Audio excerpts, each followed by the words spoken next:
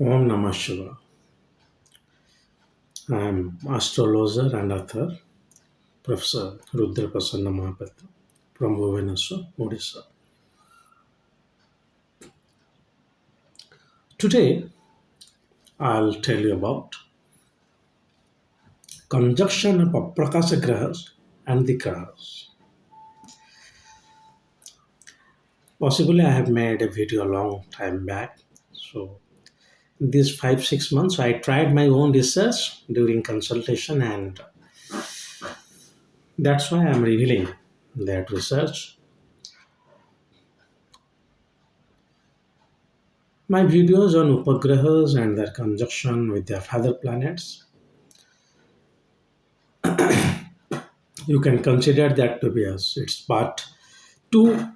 The part one is Aprakasha Grahas because Aprakasha Grahas have their citation at BPHS, both Parasavara Shastra, but these Upagrahas, they are primarily mentioned in the recent classics like Phaladipika and Jataka Parijata.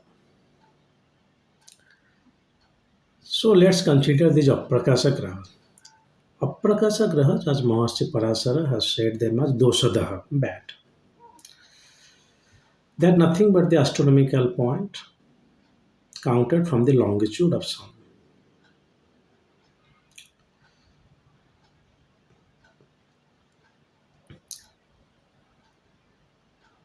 So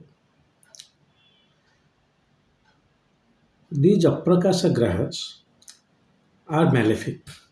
There are no positive to them. Like if these Aprakasha Grahas are posited in this house, that will look good or bad. No, Parasara has not made any distinction. He has said five Aprakasha Grahas available. Let me just brief it for you.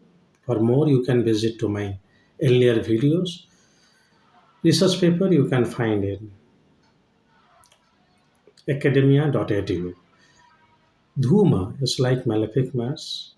Vyatipata is like malefic Rahu. Parivesa is like malefic Moon.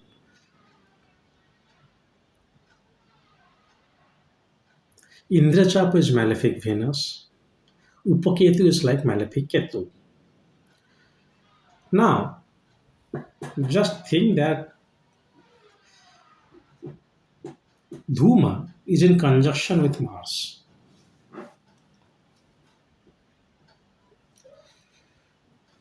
Dhuma is a malefic Mars. Mars may be temporarily malefic or temporarily benefic for the Leo and for the Sun and Jupiterian ascendant. It is benefic. Martian also. For other, it is temporarily malefic, though natural maleficness cannot be avoided. But remember, Dhuma is positive with Mars. Even if Mars is benefic for that chart, Dhuma is going to reduce its beneficent. And conjunction, as I always say, please consider conjunction between one drakshana, that is 10 degree. If it is spanning more to that, you can consider, but conjunction functions best within this 10 degree. 20 degree, the more the span, the conjunction is less. Now, exactly from which degree you will stop and which degree you will begin and stop, it's not mentioned. But for me, it is less than 10 degree. More than 15 degree, you can skip. It should be less than 1 drakshana to greater than equal to 1.5 drakshana. So, Dhuma is reducing the power of Mars. But if Mars is malefic, then Dhuma is adding to the maleficent of Mars. Similarly, Rahu, similarly,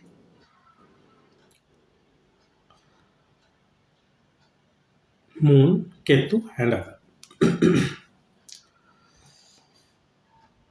Unlike the Rahu and Ketu, this Betipata, which is known as Patta also, which is like a malefic Rahu, and Upaketu, which is like malefic Ketu, they don't come in a 180 degree axis. Rather, Dhuma and Betipata, Parivesa and Indrachapa, they come in axis.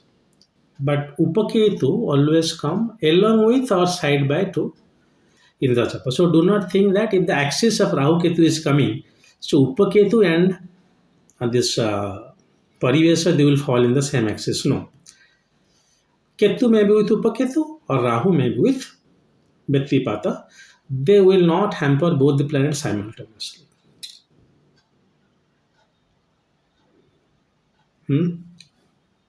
One thing is over. Other part is, can we not say that these malefic planets, if they are this malefic Aprakasha Graha in conjunction with the, you can say, not father, their brother planets, like you can know what I am saying. They are posited in the house of 6, 8, and 12. They can be considered as good to some extent. For example, Mars is said to be good at 6th. Mars is said to be good in 6th. So also Ketu. So if Ketu is with Upaketu with 6, it is very, very good. Now the house signification is getting lost. So you will don't have Po, you will don't have this debt. Mars which is Dhuma, 6th house good.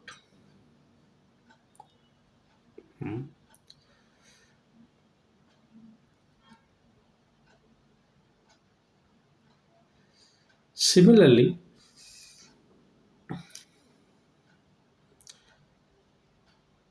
you have got this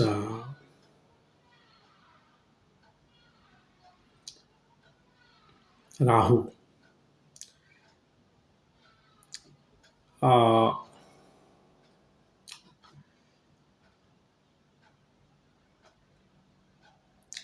Rahu is said to be good at 11, but even if you put Betipata there, then the signification of the house is getting lost. Now, till then, if you put 12th Rahu is making you your expenditure very, very erratic. It is taking you away from your home. But if it is in conjunction with Betipata, the you can have little bit control over the 12th house because the odds of the 12th house are also getting destroyed. Similarly for 8th house, I mean here I am taking the house signification, like we say that Viparita Kantakam Naiva Kantakam. Like Viparita houses here means the 6, 8, 12. If malefic planets are there, then it reduces their signification. So please look for the 6, 8, 12. If there is a conjunction of these planets there, it is reducing the signification. But what about the benefic like Moon and Venus? Yes. Now come to Moon and Venus. Moon, if it is in conjunction with the Parivesa, yes, also known as Paridhi, even if it is placed in 5th house, failure in love affair. Even if it is placed in 7th house, failure in the marriage. Please note, there should be conjunction should be very close. Okay, as I said earlier, but in case of Moon, you can take conjunction a little bit liberal because Moon is a very fast moving planet. If in Moon is in the 10 degree and Parivesa is in 25 degree, you can consider them as a conjunction. Conjunction should be very, uh, very, as the slow moving planets, you take the conjunction degree little bit less. Though in all classes, the general rule is 10 degree. But it's signifying the loss of signification of moon as well as that house. Remember,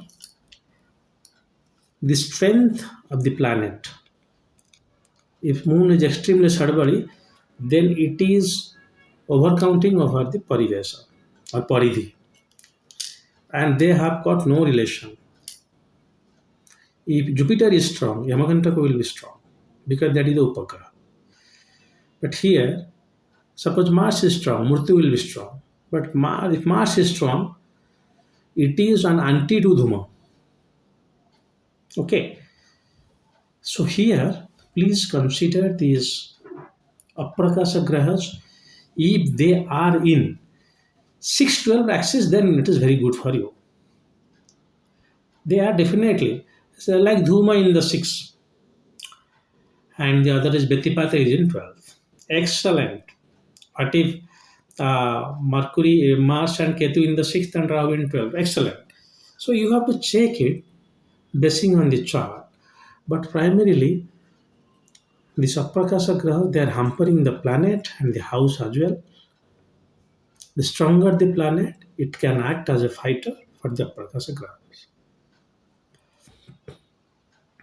Final thumb rule, do not directly shift to the Aprakasha Grahas. And I do not know, but please do not look for these Aprakasha Grahas in the Navamsa. Because we are not sure about D1 now. Why to move to Navamsa? If you ask me, sir, you please tell me what are the results should be delivered by Dhuma if posited in the second house, backed by classics. I am clueless. I may look three, two, three charts and tell you. That is why Navamsa should not be given and it should be given a low priority. The first is the house lord, second is the house, and Aprakasagara is less. But here I am saying that the Aprakasagara in conjunction with their brother planet, you can say it like that. I mean, this is my own terminology. Or the planet, it is aliking.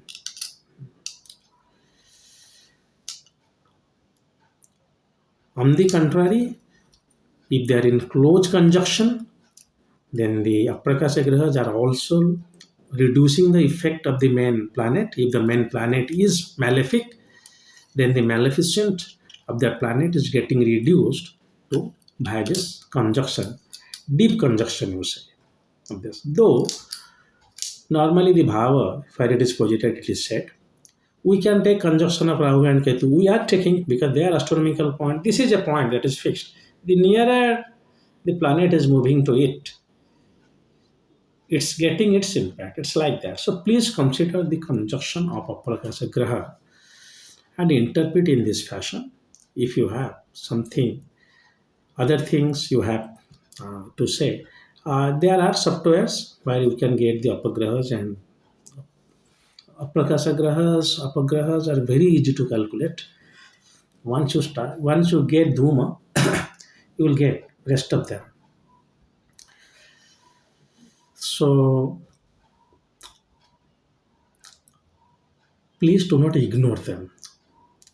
And if you find that the planet or the predictions you are making are not coming up to the mark to some houses, there you definitely find that the hidden upagraha or aprakasha grahas are there. Before saying that no, this horoscope is wrong, if so, if some fortification is not coming, please look for the upagraha, aprakasha graha too, especially the upaketu, Vyatipata, and Dhuma. They are extremely malefic because the planet they are associated with the natural malefic. Paridhi and Parivesa and Indra Chapa you can skip. Well, I hope you enjoy the video.